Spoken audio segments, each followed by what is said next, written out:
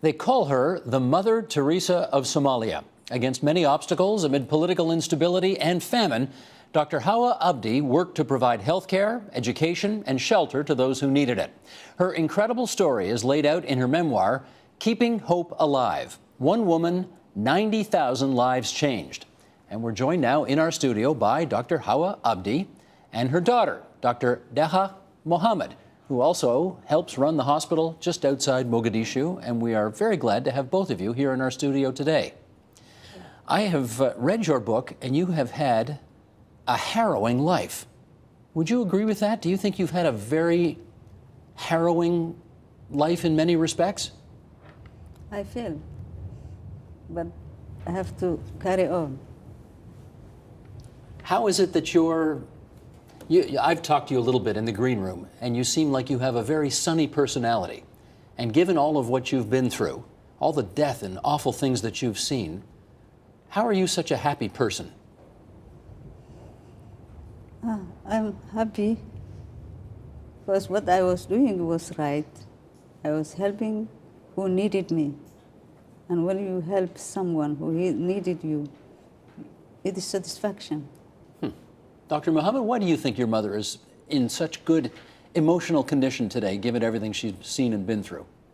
I think she's very strong, and that's her strength and nature. I think so. Whatever she goes through, next morning she's smiling and she's okay with it.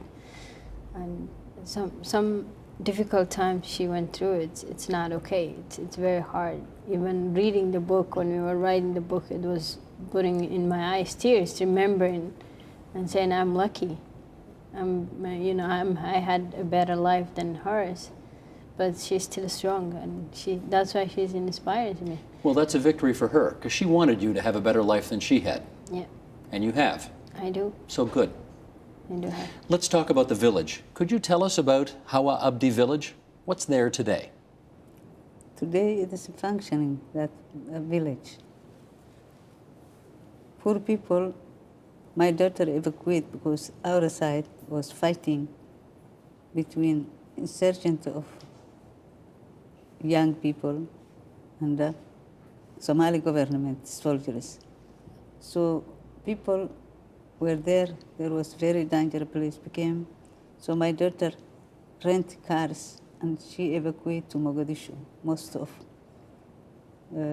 IDPs, internal displaced people. Some ran themselves, then after fighting stopped, they turned.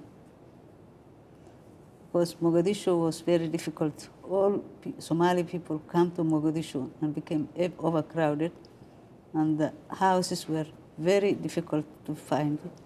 The rent became high.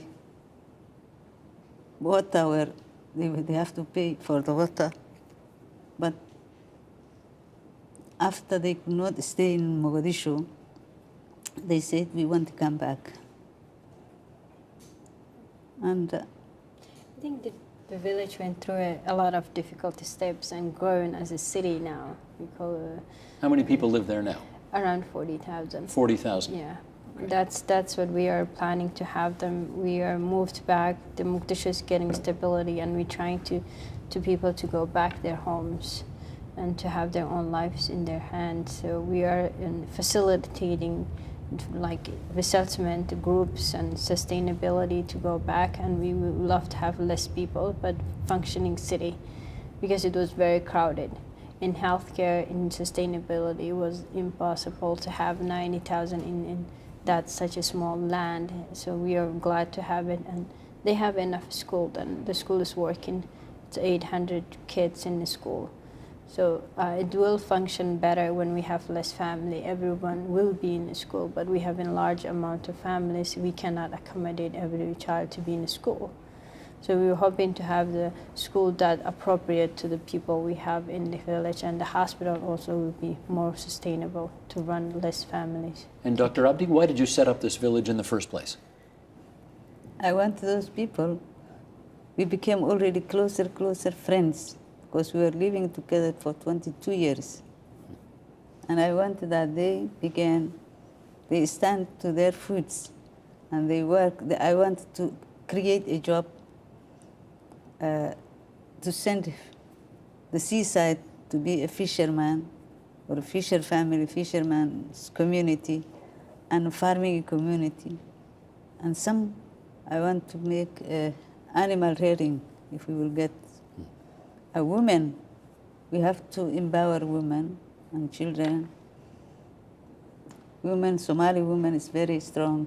They struggled for 22 years. Well, you're pretty strong, because I know people have put guns, excuse me, put guns up to your face Yeah, and said, get a move on or else. yeah. And what did you tell them? I say this is not possible.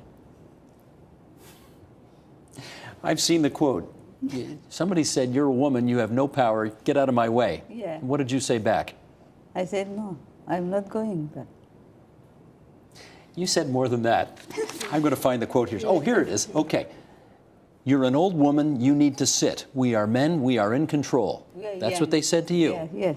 And you said, you are a man, you have 2 testes. A goat also has 2 testes. What have you done for society? That is true. And you got away with that. All my committee were staying with me, and they said, they will shoot you. Don't say that. I said, I have to say, I will die with my dignity. I will tell what they are, reality. Did you worry at that moment that he was going to shoot you? No, You didn't think so? I was not worrying. But What? my committee who was with me, they were shocked. I don't know how. I don't know how she does. I was worried. I was not with her, but the whole thing's going on. And Were you there when that moment happened? No, I was outside of the country. But even after they kidnapped, held in her 10 hours in hostage, and they released, we were all relieved and we were happy to have her home. But she started negotiating with them and saying, yeah, you released me, I'm back, but I need to get an apology letter. And we didn't know, like, please, Ma, you know, we are happy you're alive. We don't care about their apology. Did she get the letter? She did. You got the letter? She Yes. did. Now, It's amazing. there are rules in your village, right? Yes, Tell me some of the rules. we have only 2 simple rules. Our destruction and collapse of our country caused because separation of the society by clan. So if they run and come to me, I'm afraid that they will begin fighting inside of my farm. I said, that if you want to stay with me, no clan division, No clan divisions. no clan division. Okay. What's the other rule? Other rule is after collapse government, domestic violence grew up. All the men became to beat their wives. And children who ran from their houses, when father began to beat his wife, they were crying and running out of the house. Domestic violence increased. Domestic violence, I say, no man can beat his wife. And are people sticking to those rules? They took and they obeyed that rules. They do. And what if they don't? What's the punishment? They will go out. You're out. Yes. They have free shelters, free health care, free education, free water. But first you put in a jail. You have a jail. The men, you have a police. sometimes when they beat, and we will take the man and we'll put the jail. We have 2 rooms we call the jail. But our jail was not we were not having a church. Our churches were elderly people, community, elder. Then we were putting only for 24 hours or 48 hours. Then after, the community or elder will decide the case. I think it was the fastest case decision ever. You get your result in 24 hours, for your verdict in 24 hours. So I think it was fast. The world doesn't happen that. It takes longer to have a judge and court and all that. But if I understand you properly, there's very little of this that goes on. Yeah. People follow the rules. It took a long way for 22 years. Now it's very little. But at the beginning we did had some difficulties. That's why we created the security guards. We created the policemen surrounding. It was a little bit tough. But people understand now because the benefit comes with just following these simple 2 rules. So you have health care, you have education, you have a shelter free, You have a water, which is essential, which is the main attraction people to our land is the water and healthcare, because it's essential. Somali family have a large families, like 10 or 15 kids. Right. And every, you need to have a hospital for that amount Well, of let me children. pick up on the healthcare angle, because you're both doctors, and I want to find out why did you want to become a doctor? When I was still young, my mother, for her 7th child, she became pregnant, and she felt terrible pain. I did not know my mother was suffering, and I was very sad. Then my mother, we were not having enough doctors. We have several Italian doctors at that time. Mm-hmm. Still, we did not get our independence. Then my mother died. She died in childbirth. Yeah. So And that you time, were, what, 12 at the time? Yes, 12. Then I decided to be a doctor, especially obstetric and gynecology, women doctor. And you are, what, one of a very small number of female gynecologists That in is Somalia. True. That is true. Right? Must be a very small number. First people. And I get the scholarship from Soviet Union at that time.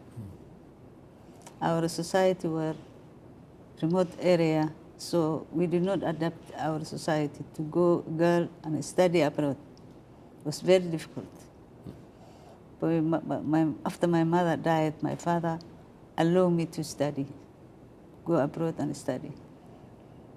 I went, but his friends, they come as a customs, as a rule of the society. They say, why you are sending your daughter abroad? She will be spoiled. But he did not accept. He sent me. Well, I think they might have been worried that you might not have come back. Yes. But you did come back. Yes, because it was my decision to become a doctor, women doctor, and save the children, Somali other children, to save their mothers, do not feel the pain I felt when my mother died. Okay, so Dr. Mohammed, that makes perfect sense. If you see your mother die as a child of terrible pain, you want to be a doctor so you can help prevent that from happening to other people. Yeah. So what's your story? Why did you become a doctor? I saw when the beginning of 1991, I want to be a reporter or write stories. I love reading stories. And I always wanted, and my mom, no, you have to be a doctor. And I'm saying, no, let's see how it becomes. Then the Civil War broke out, and I have to be in front line with her, delivering, being part of surgery. And the only thing I want to be a doctor in that moment, seeing the need, how high it is, and how our hospital is struggling because she's the only one doctor who stayed behind. And we had to be facilitated. We have to be with her in the surgery because there's no second doctor to be with her in the surgery. So where did you learn how to be a doctor? In Moscow. In Moscow as well? Yeah, Okay. Russia. My time was Russia. Her time was Soviet Union. Right.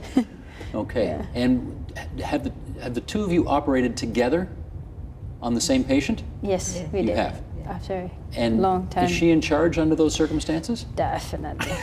She's the boss. And what do you think of that?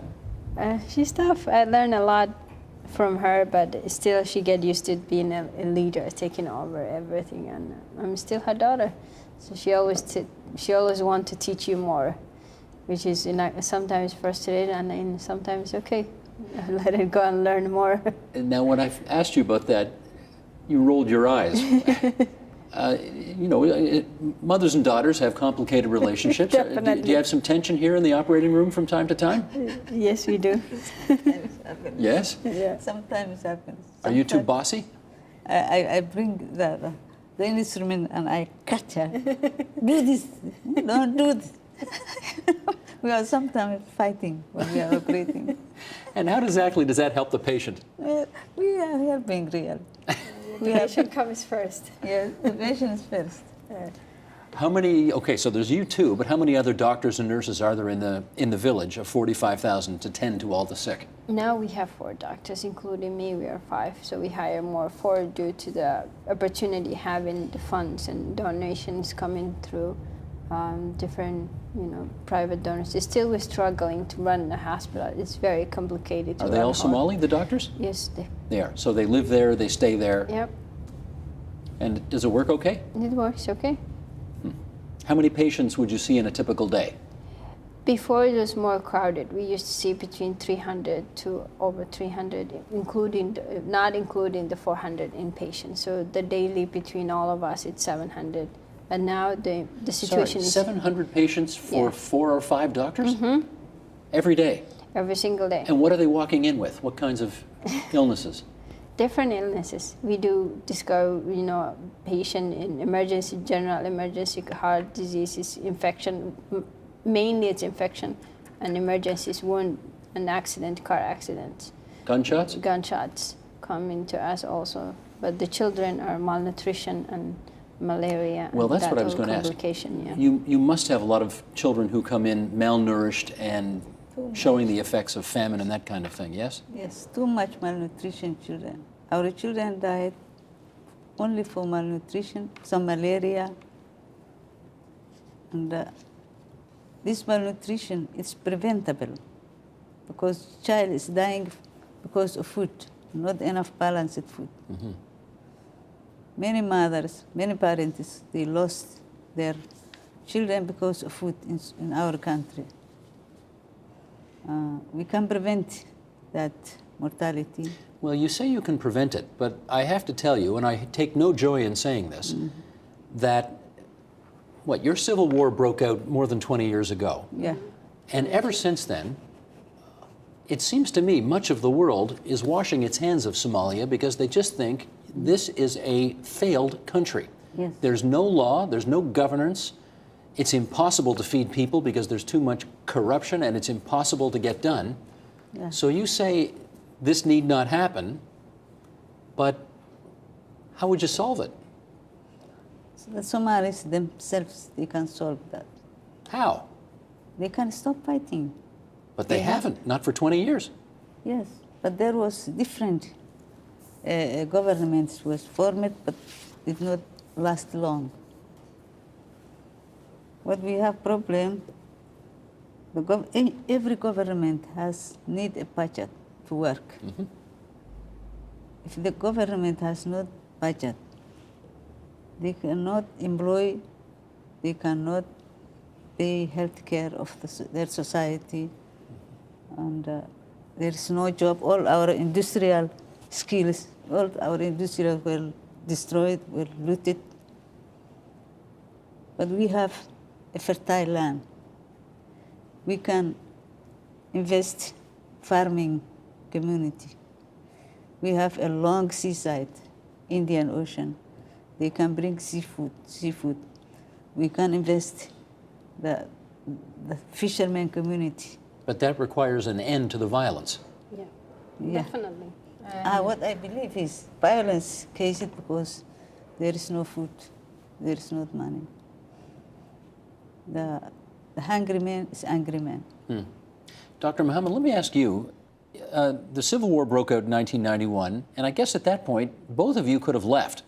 Yeah. Why did you stay? I think we should ask my mom why we stayed at that time. She stayed, and she You wanna wanted say? Yes, she stayed, and she wanted to be with her people and support, and we were there for her, basically. Many people come to me in my place. That is our camp begins. First, we accommodate our rooms, but people become more and more and more, and rooms became full. So they began to live under the trees because the poor people did not have transportation to go abroad. For them it was very difficult. So they preferred to stay with me. I cannot live when my house is full of poor people. I cannot live in front of them, just saving my life and life of my children. No, I hear you, but... I think she always had a hope the government will come back, the peace will come. And I think she always says she has a deep love to her country. She never, leaving her in different countries, she never thought about that, right? She's like, let me fix what I have, and one day the beast will come. I have to wait until that thing How long are you going to have to wait for that? She waited 22 years. Right. And now, first time we have a government, and she's still keeping hope, I think. So she still thinks that one day we will have a government, stable government. And every time, as you have seen here, she talks about development, how to fishing and farming. And she always have, I don't know where she gets, she always have a brighter, thoughts to the country and how to develop and how to have a better Somalia. Dr. Abdi, we have a lot of hospitals in Canada, but I can't think of one where one day the doctors showed up to work and suddenly 750 militants with guns surrounded the hospital. And that happened to you. That happened to me. How'd you get out of that? Some people, my friend, come when they surrounded in my hospital and my house. They say they want to kill you. Please come with us. We will save you, your life. We will bring you another place. I said no. I have to die with my poor people and with dignity. I'm not going to run. And did you think at that moment, my life is going to end right here, right now? Yes. Why are you laughing? I remember that day how I feel. Tell us. I felt shocked. I did not imagine those people come to attack the hospitals, the poor people, where there is no militants and where there is no weapons. They know that they are stronger than us. I could not imagine how they already accumulate all this, their military, and attack us. I was afraid, but I did not run. I was shocked with the heavy explosion in the hospital, in the pediatric ward, where the children was admitted. I think the first time, Steve, you're lucky. I think first time she's saying, I was afraid, but I haven't run. So you did the progress talking about this. I was thinking that I never say my children and my friends, I'm afraid, no. They were coming, it was happening, this thing. So I said, no problem, everything will be okay. Don't be afraid, stay with me.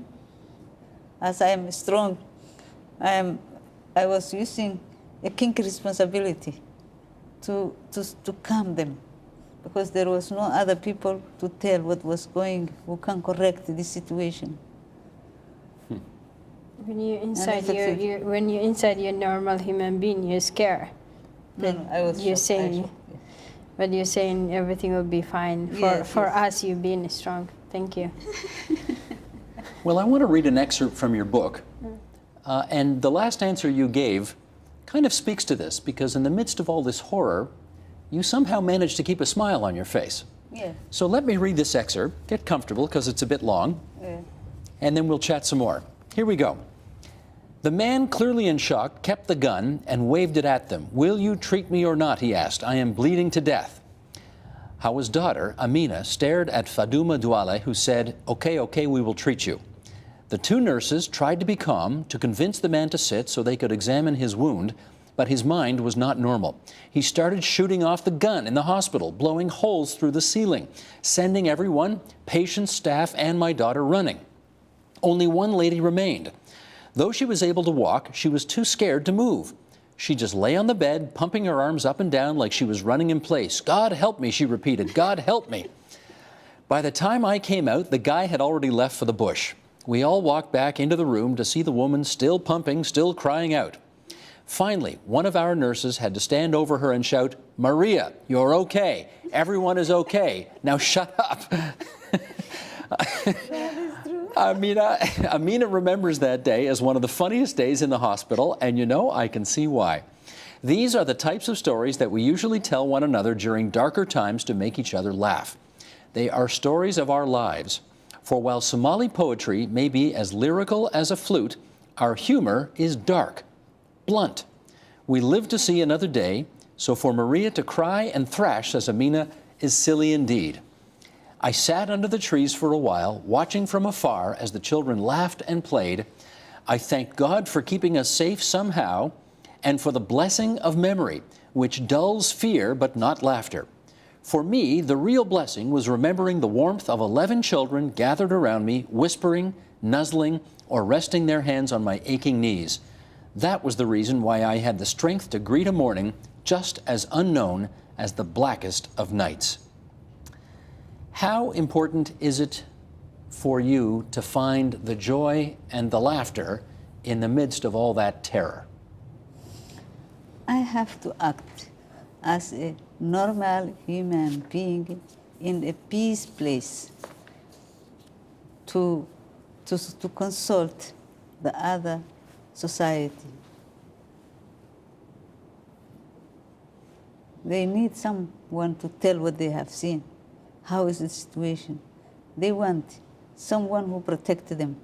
I was only one woman, but I was trying to consult them and to say something good and to say that this thing will be finished soon. You stay in your place. You will see.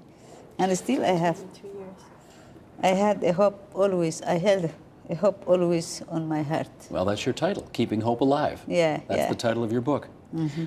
You know, I was saying earlier that so much of what we hear in the news these days about Somalia is all bad. The news is all bad. Yeah. But could you take us back many years to the Somalia that you love and remember as being a different kind of place? What do you remember? I remember Somali beautiful and peaceful. People love each other. When was that? It was when I was growing. The rural area were more calm than urban area. What years? 60s. In the 60s? In the 60s. It was nice life. So I never forget that time. Every holiday, all the neighbors, they were coming together under the trees, talking nice, respecting each other. Children were, Mogadishu was the best in East African country. It was built very beautiful. And near of Indian Ocean, seaside, is located Mogadishu. Just a view of the ocean, giving us,